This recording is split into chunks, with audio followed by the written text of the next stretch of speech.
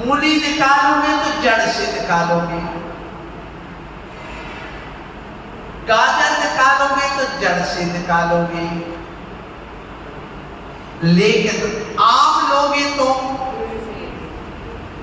जड़ से नहीं निकालेंगे। वो फल जब ऑटोमेटिक परिपक्व हो जाएगा, वो पेड़ स्वयं उसको त्याग देगा। ऐसा फल खाने का निषेध नहीं है, वो प्रासुक कहलाता है। दूसरा, आप मान लो एक कद्दू लाए, तो कद्दू को जड़ से उखाड़ के नहीं निकालते, पेड़ से अलग से तोड़। अब गेहूं आया, गेहूं कब सेवन करते हो? जब उसमें से पूर्णता और जीव निकल जाता है और वह पेड़ सूख जाता है, तब उसको निकालते हैं। चना भी तभी निकालते हैं, ज्वार भी तभी निकालते हैं। तो ऐसे अनाज का सेवन करना हमें दोषयुक्त। यही वजह है कि जैनियों को कहा जाता मूली मत खाओ, गाजर मत खाओ, आलू मत खाओ, क्योंकि उस पेड़ को पूरा जड़ से उखाड़ के उसकी हत्या करता है।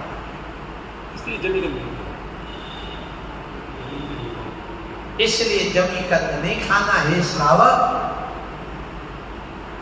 तो तुम्हें वही अच्छा लगता है,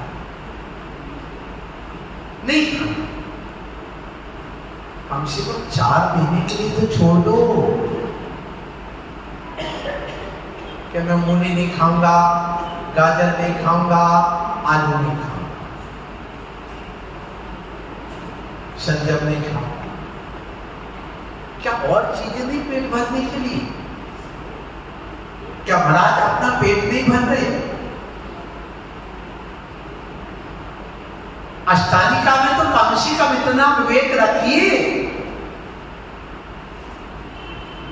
और इतना भी विवेक नहीं तो हम सम्यक दृष्टि कैसे हम भगवान की आज्ञा मान रहे हैं? हम कैसे अपने धर्म पर आस्था माने? क्या हम इतना भी नहीं कर पाएंगे तो फिर हम भगवान की आज्ञा को नहीं मान रहे हैं। भगवान को तो मान रहे हैं, लेकिन भगवान की आज्ञा, इसलिए उस जीव के दुख, इस जीव के एक इंद्रिय, एक इंद्रिय, उस दुख को समझिए। जिसके जितने ज्यादा प्राण उतनी ज्यादा हिंसा, जिसके जितने कम प्राण उसमें उतनी कम हिंसा। एक इंद्रिय के 4 प्राण होते हैं। कितने? 4। 2 इंद्रिय के 6 प्राण होते हैं। 3 इंद्रिय के 7 प्राण, 4 इंद्रिय के 8 प्राण होते हैं, और 5 इंद्रिय के 10 प्राण होते हैं।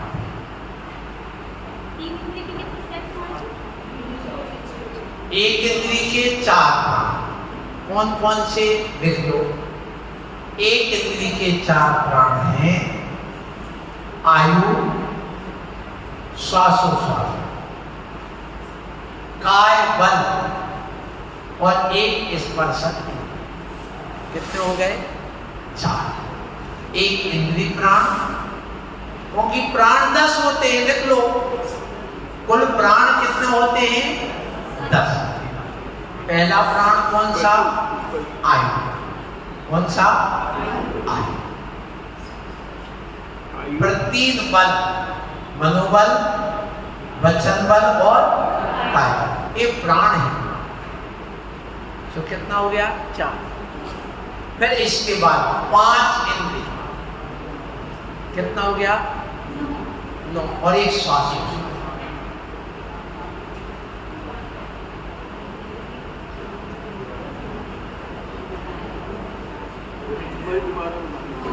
कितना हो गए? 10 हो गए ना? बस अब सुनिए, 5 इंद्रियां बल हैं हमारी।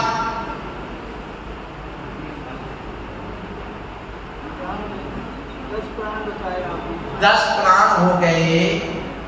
एक तो आयु नाम का प्राण, कौन सा? आयु। और एक श्वासोश्वास, तो कितने हो गए? 2 हो गए। और 3 बल, मनोबल, वचन बल और काय, और 5 इंद्रियां, तो कितने हो गए?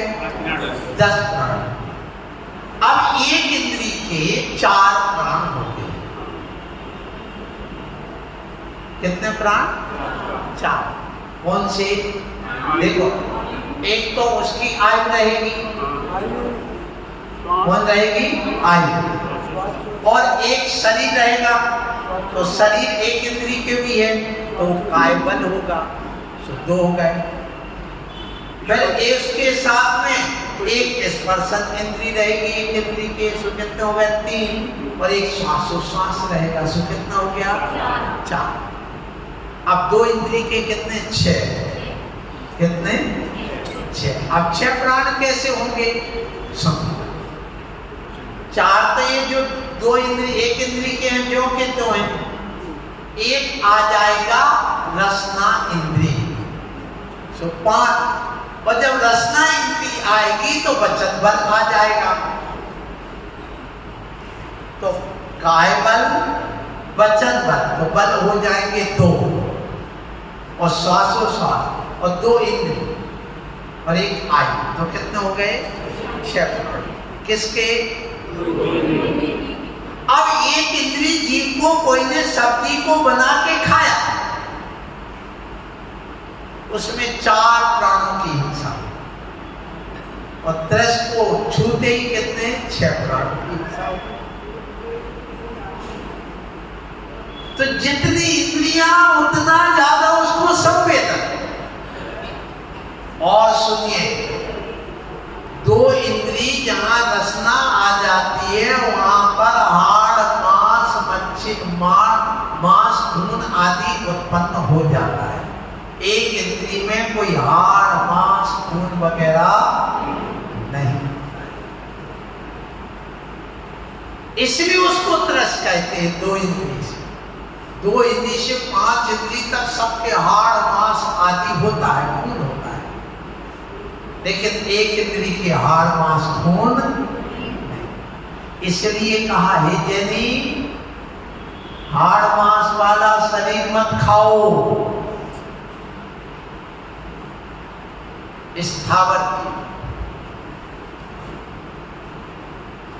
उसको दुख कम होता है, संवेदन कम होता 2 इंद्री की, एक इंद्री की संवेदना कम है, दुख कम है। और दूसरे जीवों को दिखाना सबसे बड़ी हिंसा है, तो 2 इंद्री में दुख बढ़ जाता है। और 3 इंद्री में 7 प्राण होते हैं, उसमें एक घ्राण इंद्री और बढ़ जाएगी, तो उसका दुख और बढ़ जाता है। फिर इसके बाद 4 इंद्री में कितने? 8 प्राण। कौन से प्राण? उसके चक्षु इंद्री और बढ़ जाएगी, एक इंद्री प्राण और बढ़ेगा। फिर पंचेंद्री में 2 प्राण और बढ़ जाए, कौन से? एक तो कर्ण और एक मनोबल, उसके मन भी हो जाएगा, तो वो पूरे 5 इंद्री, मन बल, वचन बल, काय, श्वासोश्वास और आयु, ऐसे 10 प्राण। 10 प्राणों की हिंसा करने वाला सबसे बड़ा हिंसक माना जाता है। सबसे बड़ा हिस्सा। ज्ञान की परिभाषा क्या है? ज्ञान की परिभाषा क्या कहेंगे? प्राण की परिभाषा, प्राण की परिभाषा आपको बाद में बताऊंगा, अभी नहीं, ठीक है? अब ये हो गए प्राण। कितने कितने प्राण?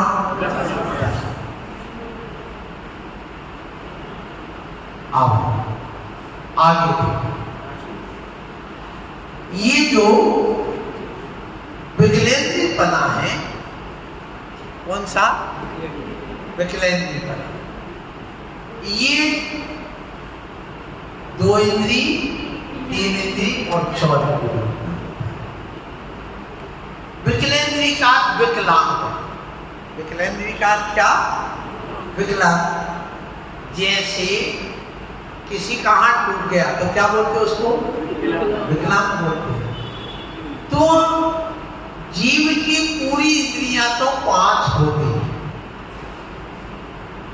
अब पूरी इंद्रियां ना होके कम हो गई तो वो विकलेंद्री हो गया, माने विकलांग हो गया एक इंद्री से। तो 2 इंद्री से लेके 4 इंद्री तक अभी पूरी इंद्रियां नहीं, तो उसका नाम क्या हो गया? विकलेंद्री। और एक इंद्री को क्या कहा? स्थावर। अब स्थावर इसलिए कहा कि उसमें किसी प्रकार के हाड़ मांस का संयोग।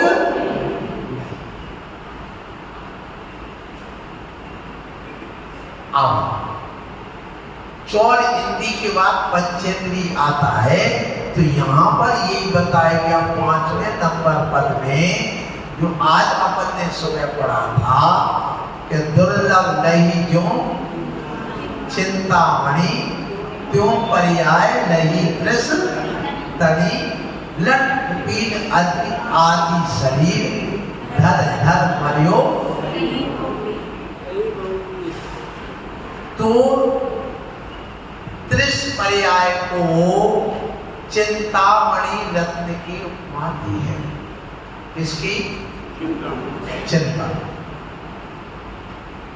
क्यों कही चिंतामणि? चिंतामणि किसे कहते हैं? जिस मणि को लेकर हाथ में हम जो भी सोचते हैं वो पूरी हमारी काम हो जाए, बात हो जाए। हमारे हाथ में चिंतामणि है और हमने सोचा कि हमारे लिए सोने की थाली आ जाए, तो क्या होगा? आ जाए। सोचा मकान बन जाए, वो चिंतामणि रत्न ही देता है सांसारिक सुख। जैसे मोबाइल में आपने नंबर डायल करके कहा यहां पर 10 चाय लाके उपस्थित करिए, इसको लगाया दुकानदार को, तो कितनी आ गई? आ गई। फोन किया एक मोबाइल लाके दीजिए एप्पल का, आ जाएगा।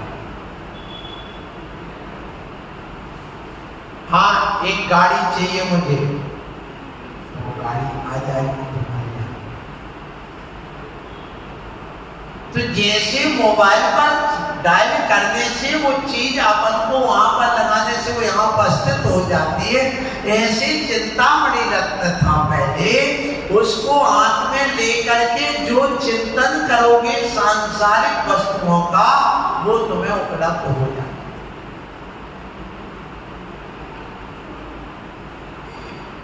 आज वो चिंतामणि रत्न किसी के पास,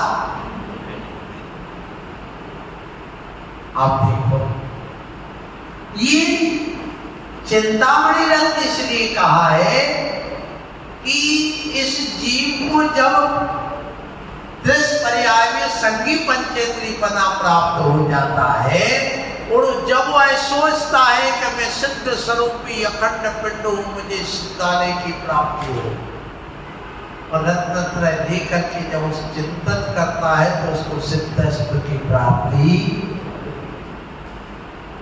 रत्नत्रय की प्राप्ति हो जाती है, केवल ज्ञान की प्राप्ति हो जाती है।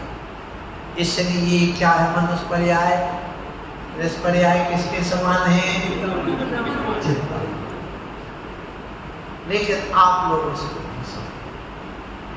नहीं समझ। देखो ज्यादा मत समझो, पर इतना तो कर लो कि हमारे लिए चातुर्मास का पूरा लाभ लेना। आपकी जो रूटीन चल रही है,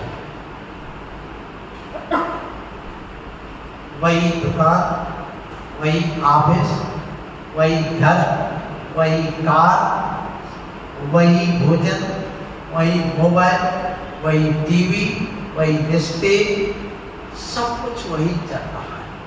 तुमने कुछ परिवर्तन नहीं किया। अपने समय को एडजस्ट करिए और सुबह और शाम सिर्फ ज्ञान लीजिए। हम लोग अभी मूलाचार पढ़ रहे हैं, उसमें स्पष्ट कथन आया, मेरा दिल बहुत खुश हो गया। उसमें लिखा है कि हम यहाँ बैठ करके जो गुरु के मुख से दिलवाणी सुन रहे हैं,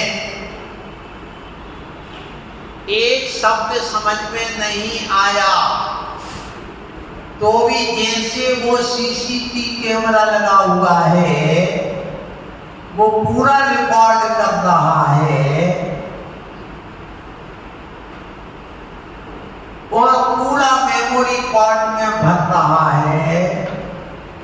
ऐसी हमारी आत्मा में पूरा कंपोज हो रहा है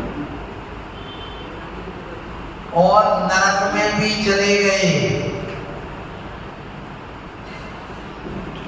अन्याय अत्याचार पाप करने से, और फिर भी हम करते गए और जिनवाणी सुनते गए, तो ये नरकों में जाने के बाद देशना लब्धि का काम कर जाएगा और वहां भी सम्यक दर्शन हो जाएगा और पूरा स्मरण में आ जाएगा। ये पढ़ा है, पूरा डाटा पूरा अपना नष्ट नहीं होने वाला। ये स्पष्ट खुलासा किया उसमें, किसमें? मूलाचार, जो हम अंगार धर्मामृत पढ़ रहे हैं, दूसरे अध्याय के 7वें 8वें नंबर में स्पष्ट खुलासा करते हैं। अब सोचिए हमारा व्यर्थ कहां गया? लग रहा है अरे 1 घंटा बैठे रहे, हमें कुछ समझ में नहीं आया। महाराज तो कहते रहते चलो पूजा कम कर लेना, रात में मोबाइल थोड़ा कम कर लेना, थोड़े जल्दी उठ लेना, घर का काम थोड़े आगे पीछे कर लेना, बिस्तर कपड़े थोड़े आगे पीछे धो लेना, थोड़े गंदे पहन लेना, 4 प्रकार की सब्जी की जगह 1 सब्जी बना के काम चला लेना, उबाल करके चावल खा लेना, लेकिन गिलास मत छोड़ना, गिलास मत छोड़ना, अन्यथा तुमने चतुर्मास में कुछ नहीं पाया। मेरे पास बड़े बड़े कोई आयोजन नहीं है, कोई आयोजन। मुझे तो नीचे जमीन पर बैठा दो तो मैं बैठने को तैयार हूँ। मुझे सिंहासन नहीं चाहिए, मुझे सिर्फ ज्ञान चाहिए, भगवान की भक्ति चाहिए और तप चाहिए, इसके अलावा मुझे कुछ नहीं चाहिए। तुम्हारी मान सम्मान मुझे नहीं चाहिए, हमें बैनर नहीं चाहिए। अध्यक्ष की आप देख रहे हैं, आप कहते हैं हमें अच्छा बनाना, मैं क्या कहता हूँ, मैं तो तखत पे बैठा, मुझे नहीं चाहिए। तुम मेरा बड़ा फ्लैक्स लगा दोगे तो मैं मोटा हो जाऊंगा क्या? क्या मेरी कल निर्जरा हो जाएगी क्या? अरे हम लोग जंगल में रहने वाले, मरघट में रहने वाले, सिनाव पर सोने वाले, मिट्टी पर सोने वाले, तुमने तखत दे दिया, इससे बड़ा और क्या चाहिए मुझे? और क्या चाहिए बोलो? नीरस भोजन करने वाले, तुम हमें घी दूध मलाई खिला रहे हो, और क्या चाहिए मुझे बोलो? अब इतनी सब मिलने के के बाद भी यदि हम और इच्छा करें तो हमारा तप नहीं कहता है। तो मैं आप दोनों से भी कहूंगा, आप चातुर्मास में थोड़ा सा समय को आगे पीछे करके एडजस्ट करें। मैनेजमेंट और एडजस्टमेंट, ये दो चीजें चाहिए तुम्हें गृहस्थ। यदि तुम समय को मैनेज नहीं कर पाए तो कैसे MBA कर लिया तुमने, कैसे CA बन गए, कैसे तुम इंजीनियर बन गए, कैसे तुम डॉक्टर बन गए, कैसे हम तुम्हें ग्रेजुएट करें। तो कैसे हम लोग अपने समय को कैसे मैनेज करते हैं, सोचिए विचार करें।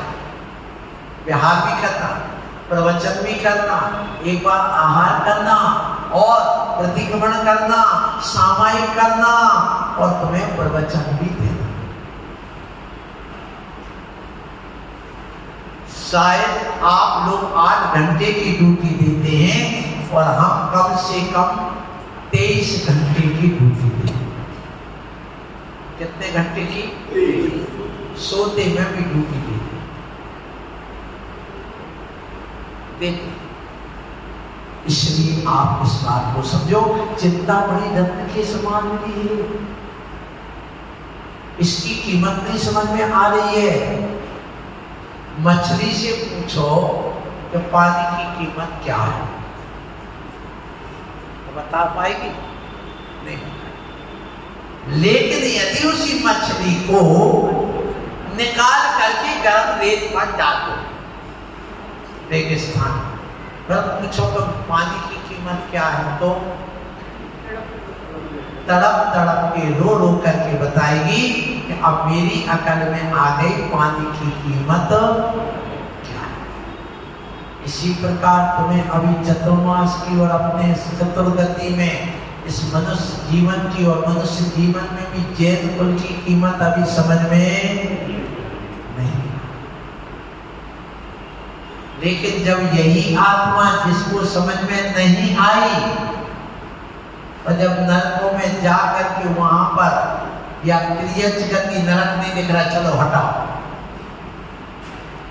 लेकिन त्रियंच-गति तो दिख रही ना, और ये निश्चित है कि हमारी आत्मा का मरण नहीं होगा, पर्याय का परिवर्तन होगा, लेकिन आत्मा का मरण, क्योंकि ये विज्ञान ने भी स्वीकार किया है, किसी भी पदार्थ को, द्रव्य को ना हम मिटा सकते हैं ना बना सकते। Nothing can be created and nothing can be destroyed. ना तो हम किसी को बना सकते हैं ना, but from can be change. हम क्या कर सकते हैं सर, बोलो? परिवर्तन। तो जब हम एक जीव आत्मा है, द्रव्य है, पदार्थ है, तो हमारा विनाश होगा क्या? नहीं। जब नहीं होगा तो ये निश्चित है हमें कहीं जाना पड़ेगा, ट्रांसफर तो होगा। कहां ट्रांसफर कराना चाहते? नाली के कीड़े में, कुत्ते की पर्याय में, गधे की पर्याय में, सुअर की पर्याय में, कहां जाना चाहते? या मनुष्य बन करके बना अपने और परमात्मा बनने की साधना करना चाहे, बस इसके लिए इच्छा देख, इस त्रियंच-गति के दुख को पहचानो, जानो और कुछ नहीं। अब कहते हैं जब वह लट माने क्या बन गया? 2 इंद्री थी। कितने इंद्री? 2 इंद्री। 2 इंद्री। और पपीली माने चींटी, कितने इंद्री? 3 इंद्री। और अली माने घोड़ा, कितने इंद्री? 4। अब ये बन गया। अब बताइए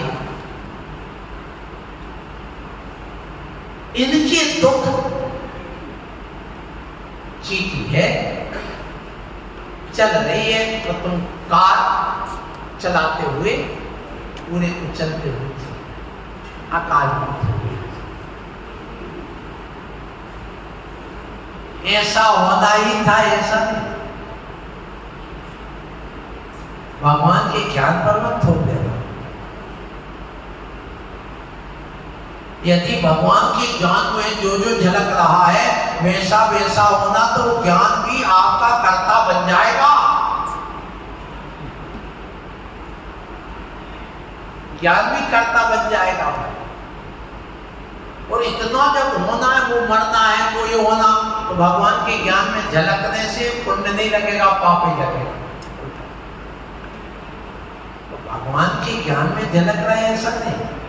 जो वस्तु में परिणमन हो रहा है वह भगवान के ज्ञान में व्यवहार से झलक रहा है, निश्चय से तो उनकी आत्मा झलक। जैसे दर्पण में झलक रहा है पदार्थ, वो आईना लगा, वो व्यक्तिगत, उसमें झलक है।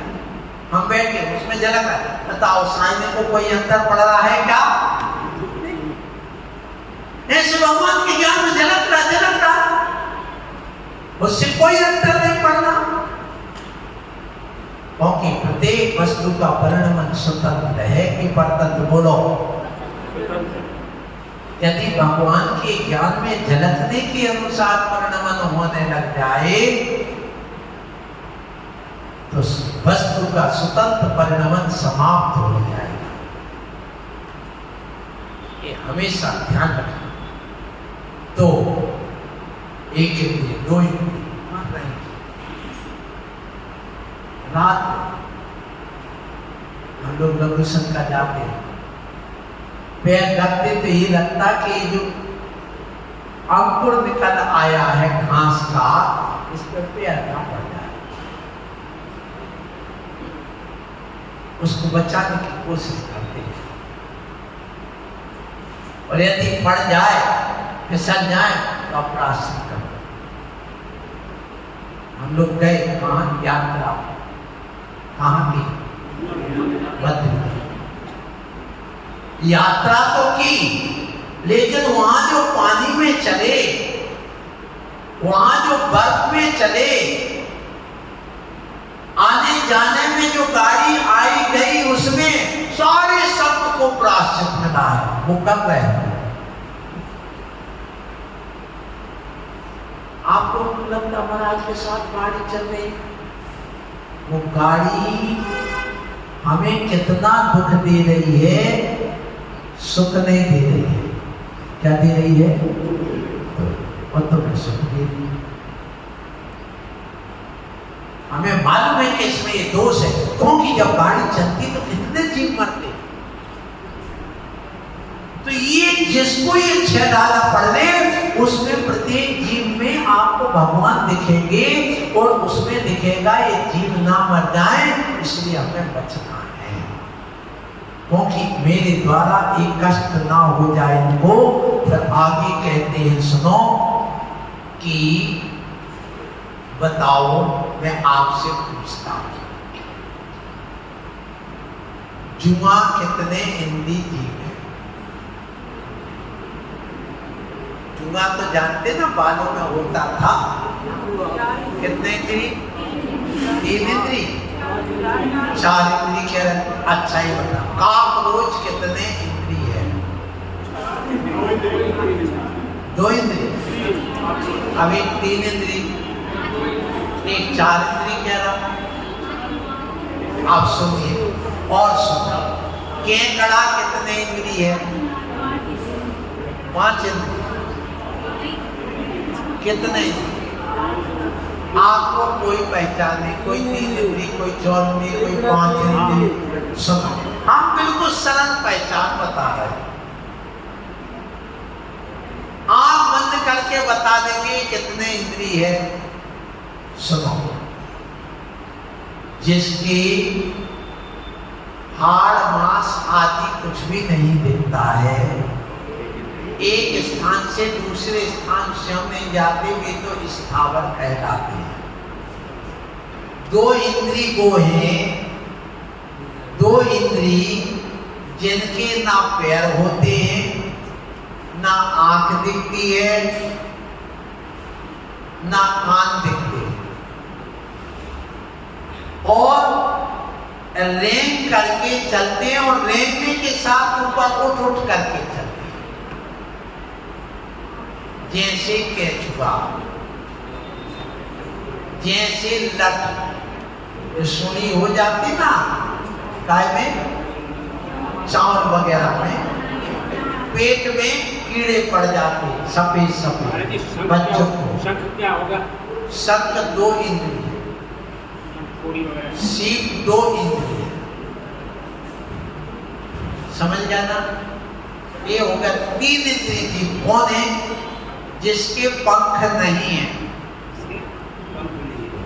और 4 या 4 से अधिक पैर है। 2 पैर में कितने?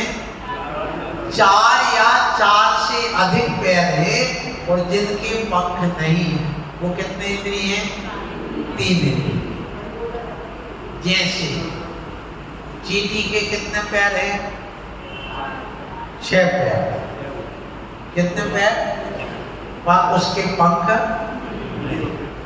आप सुनो कि जुमा कितने इंद्रिय हो गया? उसके पंख होते हैं? नहीं होते। पर पैर कितने होते? 8। जुमा के पैर कितने होते? 8। मकड़ी कितने इंद्रिय हुई? कितने इंद्रिय? क्यों? उसके पंख होते नहीं होते, पर पैर कितने हैं? 8। वो कितने इंद्रिय हो गए? अब 4 इंद्रिय सब, जिसके 4 या 4 से अधिक पैर होते हैं और पंख भी होते हैं, वो कितने इंद्रिय? 4। जैसे जैसे मक्खी 6 पैर होते हैं, मच्छर 6 पैर होते और पंख भी होते, पतंगा तितली वगैरह 4 पैर और पंख, तो कितने इंद्रिय हो गए? 4। अब 5 इंद्रिय जिनके नाक, कान, आंख सब स्पष्ट दिखते हैं, वे उड़ भी सकते हैं, 2 पैर वाले होते हैं। कितने? कितने पैर? 2 पैर। जैसे कौवा, कबूतर, ये कितने इंद्रिय हैं? 5। अथवा जिनके कान, हाथ, पैर सब दिखते हैं, तो वो कितने इंद्रिय हो गए? 5। समझ में आ गई ना? अब स्पष्ट हो जाएगा क्या? काकरोच के पंख होते हैं क्या? तो कितने इंद्रिय हुआ? 4।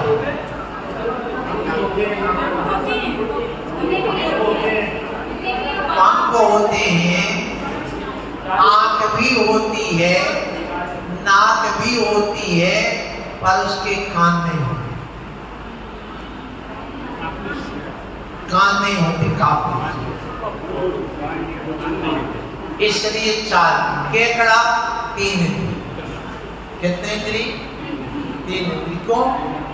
उसके पंख होते क्या? नहीं, रेंग के चलता है। नहीं, वो पैरों से चलता है। उसके 4, 6 या 8 पैर होते हैं। बिच्छू कितने इंद्रिय हुआ? 3। क्यों? उसके पंख नहीं है और पैर 4 या 4 से क्या? छिपकली पंचेंद्रिय है, उसकी आंख अलग दिख रही, स्पष्ट दिख रही है। कान भी होते उसके, कान भी होते, सांप के भी कान होते हैं, छेद के रूप में होते हैं। 5 इंद्रिय सब 5 इंद्रिय सब है। ऐसा है कि पंचेंद्रिय में मन वाले भी होते और बिना मन वाले भी होते। जैसे सुनो, तोता मन वाला भी होता और बिना, सांप मन वाला भी होता और बिना मन वाला भी होता, मेंढक मन वाला भी होता और बिना मन वाला भी होता है। ऐसे जो मन वाले हैं वो संगी पंच है, और जो मन से रहते हैं वो पंच है। असंख्य पंचेंद्रिय कहलाते हैं। सांप दो तरह के होते हैं ना?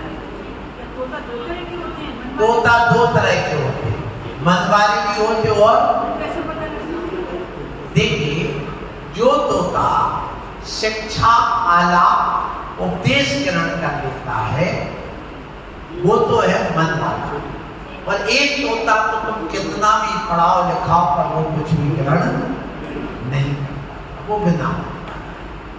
अब यहाँ पर आगे बात कि देखिए, धर धर मरियो सच मरियो धरयो मरियो बहु पील लग्न आदि आदि शरीर। अब शरीर किसे कहते हैं? एक बात, शरीर किसे कहते हैं? शरीर नाम कर्म के उदय से, क्या कह रहा हूं? शरीर नाम कर्म के उदय से जो संसारी जीव को गलने मिटने वाला उद्गत पिंड मिलता है उसे शरीर कहते हैं। गलने मिटने वाला, बनने गलने मिटने वाला जो ये पौध गले पिंड मिलता है उसे शरीर कहते हैं। किसके उदय से मिलता है? शरीर नाम कर्म के उदय से जो इस संसारी प्राणी को